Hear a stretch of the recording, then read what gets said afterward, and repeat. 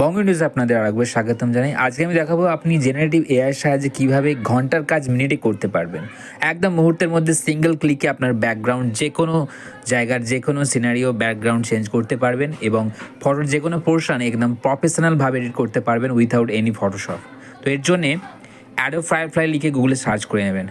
Search করার পর প্রথমে যেই ওয়েবসাইটটি আসবে এখানে ক্লিক করবেন। এটি অ্যাডোবের মানে ফটোশপ যেই কোম্পানি ওন করে তারই, কিন্তু একদম সম্পূর্ণ বিনামূল্যে। যে কোনো ডিভাইস থেকে আপনি এটা করতে পারবেন। ল্যাপটপ, পিসি, ক্রোমবুক, আপনার মোবাইল, ট্যাব, যে কোনো ডিভাইস থেকে এটা অ্যাক্সেসেবল। আপনার মোবাইলে বা ডিভাইসে ইন্টারনেট কানেকশান থাকলেই আপনি এটা ইউজ করতে পারবেন। তো এখান থেকে জাস্ট কান্ট্রিটা সিলেক্ট করে নেবেন, ল্যাঙ্গুয়েজটা সিলেক্ট করে নেবেন। নেওয়ার পর নিচের দিকে ড্র্যাগ করবেন, দেখবেন জেনারেটিভ ফিল বলে এই অপশানটা পাবেন। ক্রিয়েট উইথ ফায়ারফ্লাই এই অপশানে ক্লিক করবেন।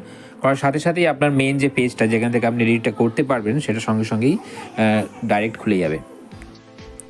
এবার আপনি যেই ইমেজটিকে আপনার এডিট করতে চান সেটাকে আপলোড ইমেজ অপশানে ক্লিক করে সেই ইমেজটাকে জাস্ট ওপেন করে নেবেন।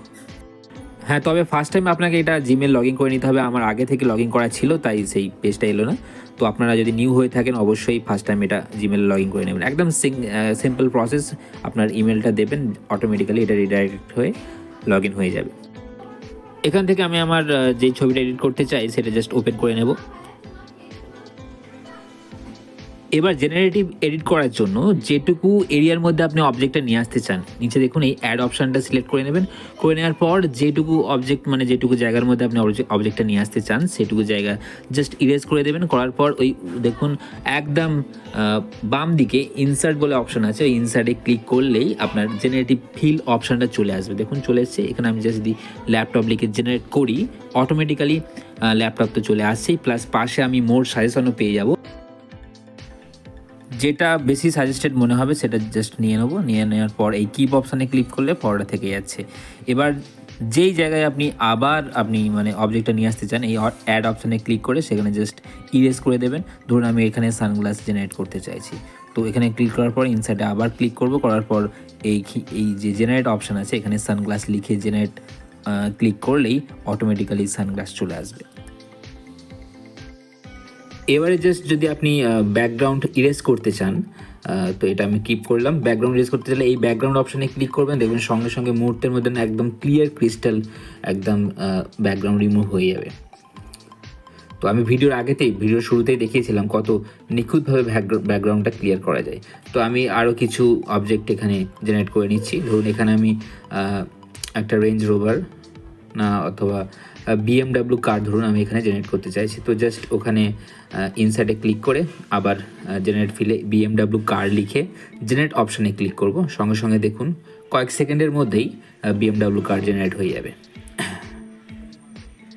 তো এখানে আমি আরও কিছু জিনিস জেনারেট করে নিই। ধরুন আমি এই শার্টটাকে চেঞ্জ করতে চাইছি, যেহেতু এটা উইন্টার, তো এখানে আমি ধরুন একটা জ্যাকেট রাখতে চাইছি। তো এখান থেকে সেটিংয়ে ক্লিক করে আপনি ব্রাশের সাইজ ইনক্রিজ ডিক্রিজ করতে পারবেন, ব্রাশের হার্ডনেস বাড়াতে পারবেন, অপোসিটি আপনার ইচ্ছা মতো রাখতে পারবেন।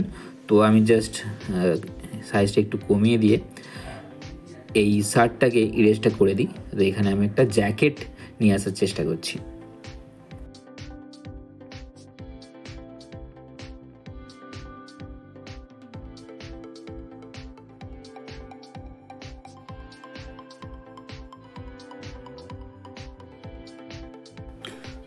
তো ইরেজ করা আমার কমপ্লিট হয়ে গিয়েছে। আমি জাস্ট ইনসার্টে ক্লিক করে এই জেনারেটিভ অপশানে উইন্টার জ্যাকেট লিখে জেনারেট অপশানে ক্লিক করব। দেখুন কয়েক সেকেন্ডের মধ্যেই কত সুন্দর সুন্দর জ্যাকেট এখানে চলে এসেছে। যেটা বেস্ট মনে হবে সেটা আমি কিপ করে নিলাম। এবারে আমি ধরুন এখানে একটা ঈগল পাখিকে জেনারেট করতে চাইছি, রাখলে বেশ সুন্দর লাগবে। তো জাস্ট এখানে ঈগল স্ট্যান্ডিং লিখে জেনারেট ক্লিক করব, ব্যাস অটোমেটিক্যালি দেখুন চলে এসছে। তো এইভাবে আমি গাছের নিচে কিছু সুন্দর সুন্দর পাতাকে রাখতে চাইছি। তো এই নিচের পোর্শনটাকে জাস্ট ইরেজ করে দেবো। করে দেওয়ার পর আবার ইনসার্ট অপশানে ক্লিক করে বিউটিফুল লিভ লিখলে অটোমেটিক্যালি দেখুন কত রিয়ালিস্টিকভাবে পাতাগুলো চলে আসবে।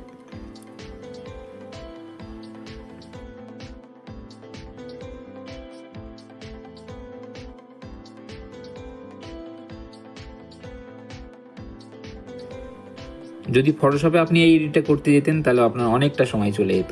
যদিও নিউ ফটোশপ ভার্সানে জেনারেটিভ ফিল অপশানটা অ্যাড হয়েছে, তো এটা পেড ভার্সানে পাওয়া যাচ্ছে। তো যারা আপনারা এমনি পুরোনো ভার্সন ইউজ করেন তাদের তো এটা আসবে না। তো যাই হোক, দেখুন কতটা রিয়ালিস্টিক এসেছে ছবিটা। তো এবার যদি ছবিটাকে আপনি ডাউনলোড করতে চান, দেখুন উপরে ডান দিকে উপরে এই ডাউনলোড অপশানে ক্লিক করে আপনি ফটোটা জাস্ট রিনেম করে ডাউনলোড করে নিতে পারেন।